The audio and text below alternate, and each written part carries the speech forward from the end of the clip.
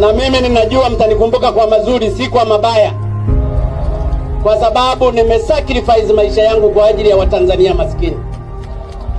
Kwa hiyo tusimame pamoja, tusibaguane kwa vyama, tusibaguane kwa ajili ya dini zetu, tusibaguane hata kwa makabila yetu.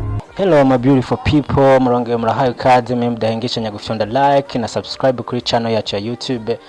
Ngira ngo murinze munyumva ngano uko ndakuzani update zimwe utazigera usanga handi, ariko uno munsi update ndakuzaniye ni inkuru y'incamugongo ku Barundi ndetse no kuri Afrika y'ubuseruko na cyane cyane mu gihugu ca Tanzania. Uno munsi tuje kuganira ku rupfu rwa nyenicubahiro mukuru w'igihugu ca Tanzania John Pombe Magufuri.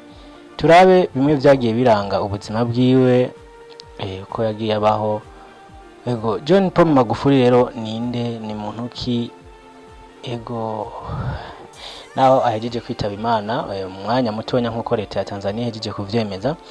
Dr. John Pombe Magufuri akaba yavutse itariki 29 z'ukwicumi 1958. Akaba apfuye rero yarafise imyaka 61. Ego Dr. John Pombe Magufuri akaba yari president akomoka mu mugambwe wa politiki muri Tanzania, chama cha mapinduzi. Akaba yari yubakanye n'umugore wiwe Janet Magufuri. Akaba yarafise diplome y'ibijanye na shimi. Akaba yarize muri University ya Dar es Salaam. Pombe John Magufuri yari umukristo umukatolika. Ego tungera tubabwira rero ko John Pombe Magufuri amaze kuryamira ukuboko kw'abagabo inyuma yuko hari hamaze igihe hari bihuha byinshi yuko uyu mugabo amagara yiwe yoba yaramerewe nabi. Ego nkuko twabibabwiye rero John Pombe Magufuri akaba yaragiye muri kariyeri yiwe yarabaye umunyapolitike cyane, kuko yagiye aratwara n'amaministeri menshi atandukanye. Dr. John Pombe Magufuri twababwiye yuko afise diplome cyangwa se doctorat mu bijyanye na shimi, akaba yayiciriye kuri University ya Dar es Salaam. Ego tugiye kuvuga rero ku buzima bwa politike rero ya John Pombe Magufuri. Ego murumva yuko yahora ari mu mugambwe wa CCM cyangwa se chama cha mapinduzi.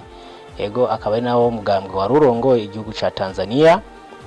Yagiye arayobora ministeri nyinshi zitandukanye, harimo ministeri z'uburimyi n'iz'uburovyi, iz'ubutaka n'izindi nyinshi cyane. Ego mu 2010 no mu 2015 akaba ariho ego yashoboye kuba ari muri izo ministeri zitandukanye.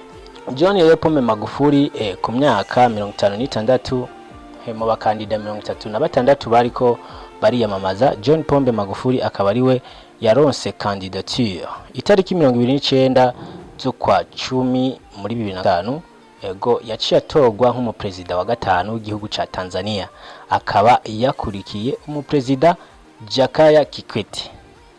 Bonaho rero bitariko biravugwa ico bacahitanye Dr. John Pombe Magufuri.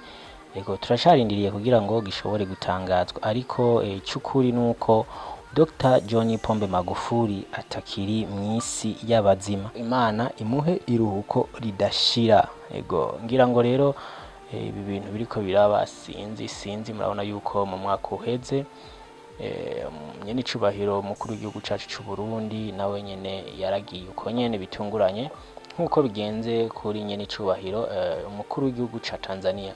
Ego aba nka Sky Media TV, Sky Media Burundi turahojeje abatanzania bose.